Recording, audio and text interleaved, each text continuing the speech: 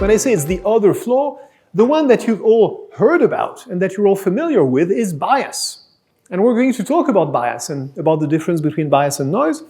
But what we've been trying to do with this book, together with Danny Kahneman and Cass Sunstein, who you may know from his book Nudge, is to identify another source of error, another source of bad judgments that we think deserves just as much attention as bias. And that thing is noise. And the first basic idea that I want to share with you tonight is wherever there is judgment, there is noise, and more of it than you think. When I say wherever there is judgment, there is noise, in a way, that's obvious, that's tautological. If you say something is a matter of judgment, it means that it's okay for different people to disagree. If I asked you how much is 6 times 7, you wouldn't say it's a matter of judgment because it's not okay for people to disagree. We all know what the answer is. So how much bias and how much noise do we find in real-life decisions? Let's start with something like judicial decisions. This is an experiment that was done by researchers in the US who asked more than 200 federal judges to look at the same cases, the exact same cases, not similar cases, the exact same cases. And when you look at the sentence that these judges dole out, they basically give sentences that are very, very variable. In some cases, some judges give life in prison and others give 1 year. In some cases, some judges give no prison time at all, others give 15 years. On average, for a 7-year sentence, the median variability is almost 4 years. That's the difference between 5 and 9. Is that justice? Justice that depends on the happenstance of who the judge is that you happen to be in front of? That seems like a bizarre idea of justice. We usually consider plurality of opinion to be the basis for sound judgments and for democracy out there. And in fact, what I would like you to come to realize is that that is sometimes true, of course. Diversity is sometimes good.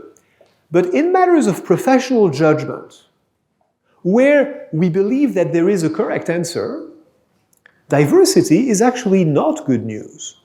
When you go to 2 different doctors and one of the doctors tells you, you have cancer, and the other says, no, it's a benign tumor, you don't say, well, diversity is great. You say one of these 2 guys must be wrong, and perhaps both, by the way. So we need to realize wherever accuracy matters, noise is a problem. There is a common misconception about noise, which is that it doesn't matter because on average it cancels out. And it's true that on average it cancels out, but that doesn't mean it doesn't matter. If you are on average in the center of the target, that doesn't mean that any of these shots is correct. If your doctor is diagnosing the correct percentage of cancer in his patients, but he misses your cancer and he misdiagnoses it in someone who doesn't have it, you're not saying what a great doctor, he is right on average. You're saying he's wrong both times. So being okay on average, not having a bias, in other words, is actually not sufficient. To be right on average means to be unbiased. That's good, but it's not sufficient. You also need to be less noisy. In other words, if you want to reduce error, you need to reduce both bias and noise, both the shared error, the mean error, and the random error, the scatter of the judgments, which is noise. Arithmetically, error is actually the sum of the squares of bias and noise, which tells you 2 important things. First, that they actually don't cancel out. A positive error and a negative error do not cancel out. They add up because you square them. And second, that noise and bias play exactly the same role in the equation. In other words, if you can reduce noise by a unit of x, you will have as much impact on the total error that you're making as you will by reducing bias by the same amount.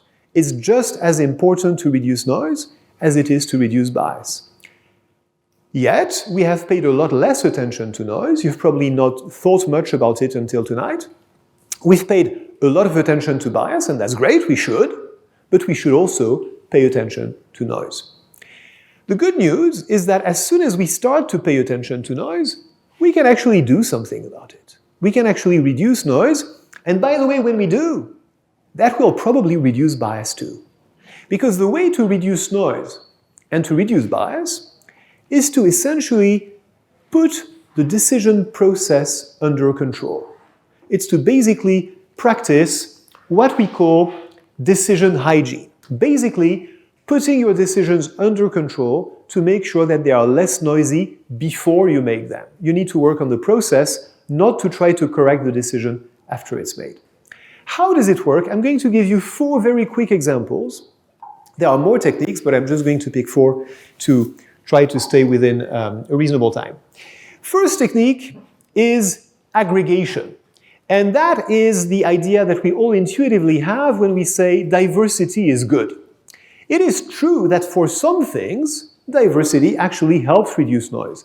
You probably know the classic wisdom of crowds experiment, where if I asked you all to guess how many jelly beans there are in the jar, none of you would have the correct answer, but the average, the arithmetic mean of your answers would be surprisingly, almost magically close to the correct answer. But the reason this works is because you're all making those guesses independently.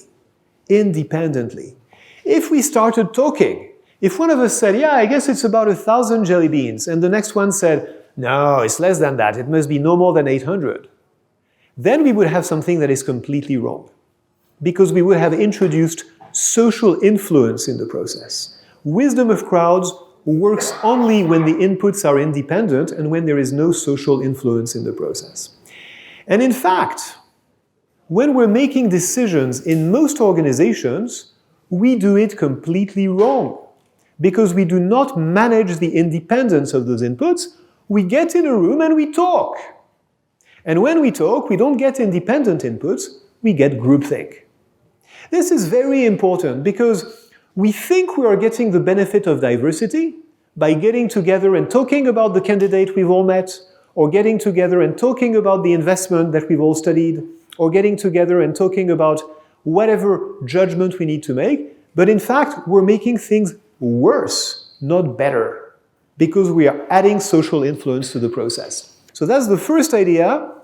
Aggregate, but aggregate independent inputs. If the inputs are not independent, if the people have talked to each other, you've polluted the decision. Second key idea, make relative judgments, not absolute judgments. Relative, not absolute. What does that mean?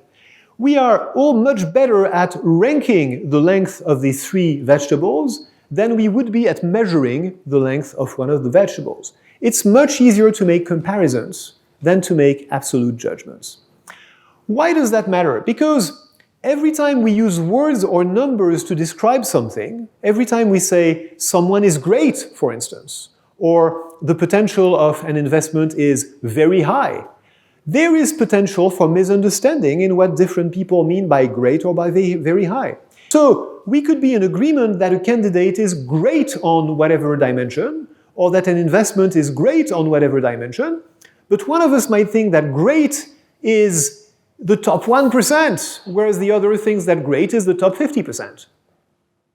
Now, where we're going to be in less disagreement is if we compare that investment or that candidate to other investments and other candidates. We will be less noisy in comparing than we are in rating. It's much better to rank, to compare, than to evaluate separately or grade. Third idea, and you're going to see that we start to combine the previous ones, is to structure judgments into separate dimensions, into separate components. How do we apply this to investment decisions? Well, in a similar way. And you're going to see here the several ideas that I've been talking about. First, we break down the decision into criteria which are probably not very different from the criteria that any other firm would use. We care, for instance, about the quality of the founder team and about a lot of other things, but we care about the quality of the founder team. You wouldn't be surprised by that. Then we break down again those qualities into different components, like how smart are they, how driven are they, how hungry are they, etc. And then we do the 2 things that I was talking about. First, we have each of the members of the investment committee and the people who've been working on the team evaluate the dimensions separately. So it could be the founders, it could be the quality of the market, etc. But we make separate evaluations so that we can actually take the average of those judgments and leverage a bit of the wisdom of crowds in the small crowd of people who have actually done the work.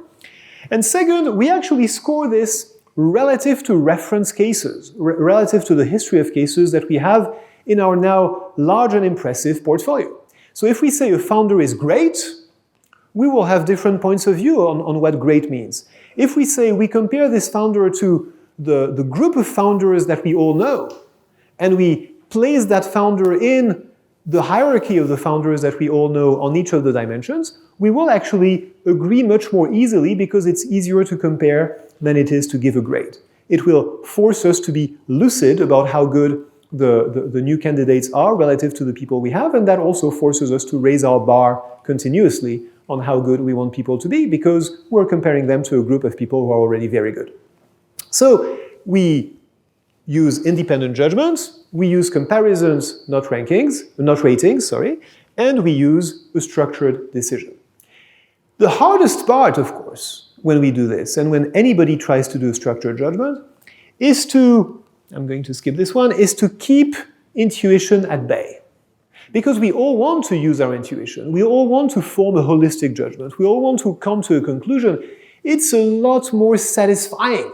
It's a lot more pleasant to have a simple, coherent story in mind and to look for evidence that confirms it than it is to actually look at all the dimensions separately and to say, this investment is great on that score, but not so great on this score, so now we have a difficult decision to make. 3 basic ideas. 1, wherever there is judgment, there is noise. We haven't been paying much attention to it until now, and what we're trying to do with this book is to raise the profile of noise, to raise attention to noise, to make us all less deaf to noise, because noise is as important as bias, and we've been paying attention to bias but not to noise. Second, contrary to popular belief, noise is bad.